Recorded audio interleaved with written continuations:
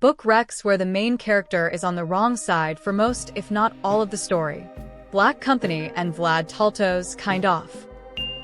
There is always the Book of the New Sun by Gene Wolfe, where the main character is, maybe on both sides?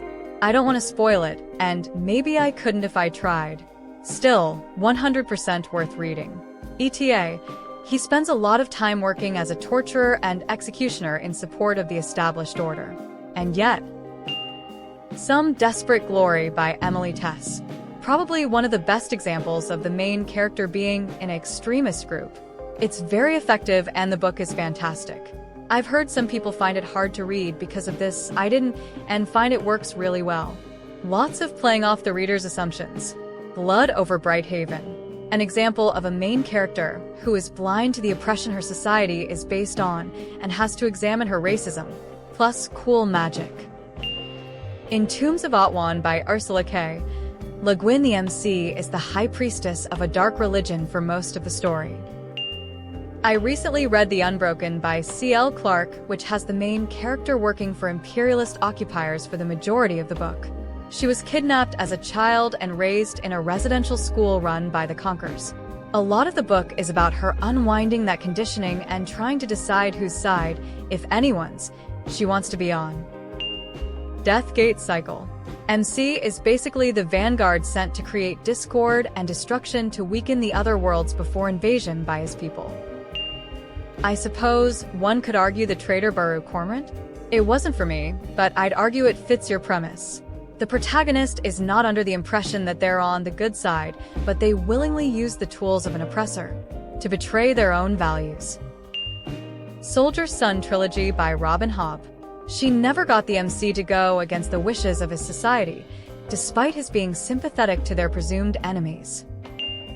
Small Gods by Terry Pratchett. Worm. Fahrenheit 451. I guess Consider Phlebas by Ian Banks can be counted as such. The main character is kind of working against the good guys. A number of the protagonists in Ellie Modesitt's saga of Recluse books come to realize they're not exactly on the good side, or more often that there is a lot more nuance than just good and bad. The Covenant of Steel Trilogy by Anthony Ryan. There are characters in both of John Gwynn's related series, The Faithful and the Fallen, and of Blood and Bone, to which this applies. Though each series has multiple viewpoint characters, and it doesn't fit for all of them. If you're including sci-fi, then consider Phlebas by Ian M. Banks. Ironically, many people recommend not starting the culture series here, as the MC is outside the culture and fighting against it.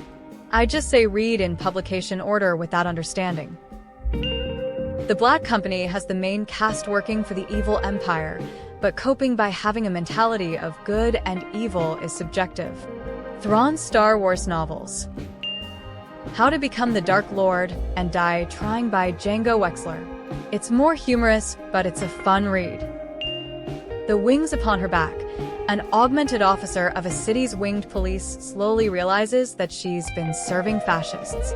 There are two parallel storylines, one with her in the present as a jaded wash-up unraveling her indoctrination, but one in the past as a plucky idealist being indoctrinated. I think it fits your request very well. Elric of Melnibone from Michael Moorcock's Eternal Champion cycle begins the book as the ruler of an empire of evil elves overseeing a torture session. Similarly, it takes Dorian Hawkmoon quite a while to come to the conclusion that he should fight against the Empire and for the Rinstaff. Obsidian Path by Michael Fletcher. No evil corporation, but MC spends the whole book doing highest level evil shit in the name of what they think is good or the best outcome. To the level of there is no possible good ever worth outweighing what they've done. Science fiction rather than fantasy. The Sten Chronicles by Chris Bunch and Alan Cole.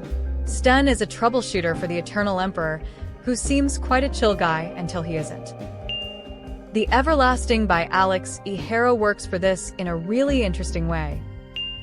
It's more space fantasy than strict fantasy, but easily 9 Fox Gambit. The MC is working to put down a heretical rebellion for almost the entire book. My Man Logan Nine Fingers.